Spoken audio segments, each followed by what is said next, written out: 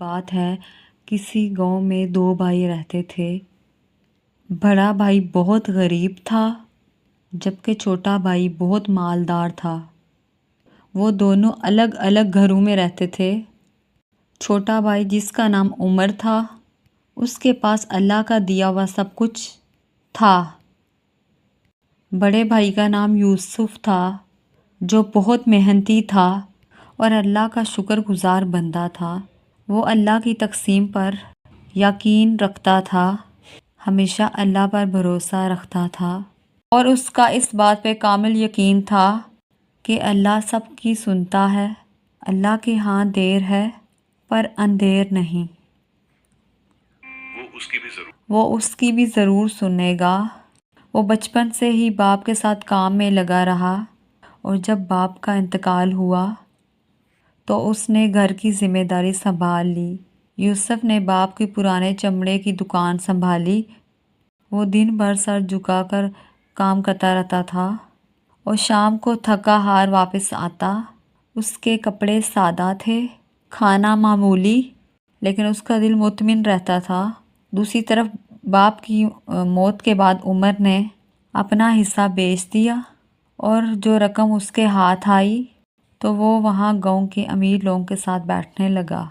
पहले पहल वो दरबारी बनने के ख्वाब देखता रहा, फिर उसने किसी सौदागर के साथ शराकतदारी कर ली और किस्मत उस पर मेहरबान हो गई।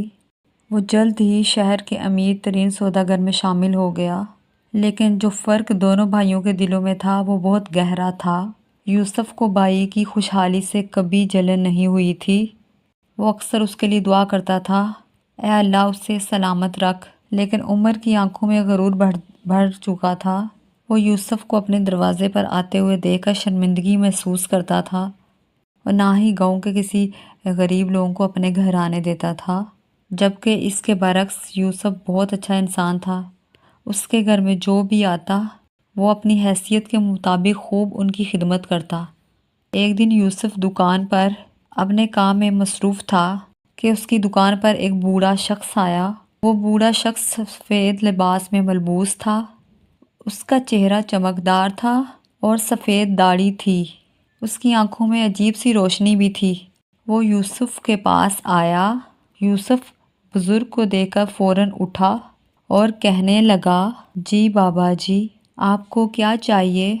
जिस पर बुज़ुर्ग उसको कहने लगा, मैं तुमसे कुछ भी खरीदने नहीं आया, बल्कि तुम्हें कुछ देने आया हूँ। यूसुफ हैरानगी से उस बुज़ुर्ग को देखने लगा और उससे पूछने लगा, बाबा जी, आप तो मुझे जानते भी नहीं, तो फिर आप मुझे क्या देना चाहते हैं? जो अल्लाह के नेक बंदे होते हैं उनको हर कोई जानता होता है। उन्हें कोई भी न जानता हो, उनके चेहरे से ही पता चल जाता है।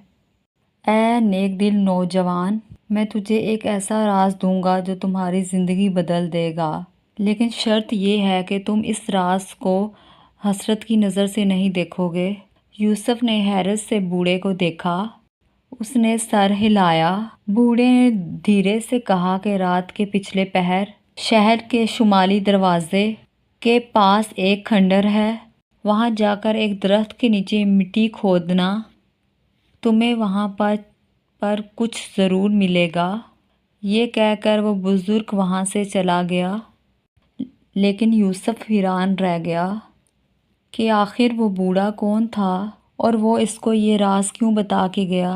बुज़ुर्ग के जाने के बाद यूसुफ सारा दिन अपने काम में मगन रहा, लेकिन उस बूढ़े का बताया हुआ राज उसके सर पर सवार रहा। रात को वो जब घर गया तो उसे नींद भी ना आई और सारी रात वो इसी राज के बारे में सोचता रहा। रात का जब पिछला पहर हुआ और वो छुपके से उठा, घर से एक बेलचा लिया और उस खंडर की तरफ रवाना हो गया। कुछ ही देर में वो खंडर तक पहुंच गया और दरख्त के नीचे खुदाई शुरू कर दी। कुछ देर खुदाई करने के बाद उसका बेलचा किसी चीज़ से टकराया, जिसकी आवाज़ सुनकर उसके दिल की धड़कन तेज़ हो गई। वो सोचने लगा, यहाँ पर वाकई कुछ है। उसने मिट्टी हटाई तो एक संदूक का किनारा नज़र आया। उसने अपने हाथों से संदूक को बाहर निकाला। जब उसने संदूक खोला तो सोने के सिक्के चमक रहे थे, लेकिन साथ ही ऊपर एक सफ़ेद कागज़ भी था जिसके ऊपर लिखा था, ये तुम्हारा नसीब नहीं है बल्कि तुम्हारी आजमाइश है। अगर तुमने हसरत ना की तो ये तुम्हें फ़ायदा देगा, और अगर तुमने इस पर फ़ख्र किया तो ये तुम्हें गिरा देगा। यूसुफ को कुछ समझ नहीं आ रही थी, आखिर वो इसका क्या करे। उसे कुछ पता नहीं था कि वो बुज़ुर्ग कहाँ से आया और सिर्फ इसी को क्यों वो राज बता के गया। उसका दिल मुतमिन ना था कि वो ये सोना यहाँ से निकाल ले, क्योंकि वो ये समझता था कि ये इसका उसका नहीं है। न जाने इस सोने के पीछे क्या राज है, ऐसी आजमाइश है। मुझे ये सोना यहाँ से नहीं निकालना चाहिए। यूसुफ ने वो संदूक बंद करके वापस मिट्टी में छुपा दिया और फिर वापस अपने घर लौट आया। यूसुफ के दिल में एक अजीब सा तूफ़ान बरपा था। उसको अंदाज़ा हो चुका था कि उसकी ज़िंदगी एक नए मोड़ पर है। एक तरफ दौलत का ख्वाब था जो बरसों की मुशक्क़त को ख़त्म कर सकता था, दूसरी तरफ वो सफ़ेद कागज़ था जिस पे लिखा था कि ये बहुत बड़ी आजमाइश है। उस कागज़ के अल्फाज इसके दिल पर नक्श हो चुके थे। अगली सुबह यूसुफ मामूल के मुताबिक दुकान पर बैठा था, मगर उसकी आंखें बार बार उसी खंडर की तरफ थीं जहाँ सोने का संदूक दफन था। उसका दिल बार बार करता था कि जाओ, जाके उस संदूक को निकाल के ले आओ। तुम्हारी हर मुश्किल का हल उस संदूक में है। लेकिन उसका ईमान ये कहता कि ये सब लालच है, इसी में उसकी आजमाइश है। वो ख़जाना उसका नहीं है। जब वो ख़जाना उसका है ही नहीं तो क्यों लूँगा मैं। चंद दिन यूं ही गुजर गए। यूसुफ ने किसी से कुछ ना कहा, लेकिन इंसान की फितरत है, खामोशी उस पर भारी हो जाती है। एक शाम यूसुफ अपने भाई उमर के घर महल जा पहुंचा। वो चाहता था कि शायद उसका भाई इस राज में उसका खैर ख्वाह बनेगा। उमर ने कहा, बड़े भाई कैसे आना हुआ? साथ ही यूसुफ ने कहा, मैं आपसे कोई बात करना चाहता हूँ। फिर यूसुफ ने सारा वाक़या अपने भाई को सुनाया। उसने सारी बात सुनाई कि जैसे उसकी दुकान पे बुज़ुर्ग आया, खंडर का बताया, संदूक का सब कुछ। उसने अपने भाई को बताया कि उसने ये ख़जाना निकाला भी था और वापस दफन कर दिया कि ये ख़जाना उसका नहीं है। उमर कुछ लम्हे खामोश रहा, फिर उसकी आंखों में एक चमक आ गई। भाई तुम तो पागल हो, अगर तुम्हें वो ख़जाना मिला है तो तुम तो उसके मालिक हो। ये आजमाइश कैसी है? जाओ उस ख़जाने को निकाल के ले आओ। बल्कि ऐसा करते हैं, हम जाकर दोनों भाई उसको निकाल लेते हैं और फिर हम दोनों भाई आधा आधा आपस में तकसीम कर लेंगे। यूसुफ ने कहा, अगर तुम चाहते हो कि हम वो ख़जाना यहाँ से निकालें तो वो ख़जाना हमें अपनी ज़ात पर ख़र्च नहीं करना चाहिए, बल्कि किसी नेकी के काम में इस्तेमाल करना चाहिए। ये बात सुनकर उमर ने कहका लगाया और कहने लगा, नेकी नेकी से क्या होता है? नेकी से ना मकाम बनते हैं, ना घोड़े मिलते हैं, ना कुछ, और ना ही तिजोरियां भरती हैं। तुमने अपनी सारी ज़िंदगी नेकियां की, लेकिन तुम्हें उन नेकियों से क्या मिला? तुमने सारी ज़िंदगी गुर्बत में गुजार दी। अब अगर तुम्हें मौका मिल रहा है अपनी गुर्बत को ख़त्म करने का, तो बजाय उसको अपने पर ख़र्च करने के बजाय नेकी के रास्ते पे कह रहे हो। अगर तुम जाकर वो ख़जाना नहीं लाओगे तो मैं खुद जाके ले आऊँगा।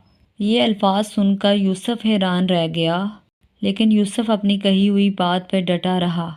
यूसुफ ने अपने भाई को रोकने की कोशिश भी की, लेकिन उमर ने अपने भाई को धक्के देकर घर से निकाल दिया और घर के दरवाजे बंद करवा दिए। वो चुपचाप अपने घर चला गया और घर जाकर अल्लाह की इबादत में मसरूफ़ हो गया और उस ख़जाने को अपने जहन से निकाल दिया। अगली रात कुछ उमर ने अपने नौकरों को लिया और महल नुमा घर से निकला। हाथ में बेलचा लिया, उस खंडर की तरफ रवाना हो गया।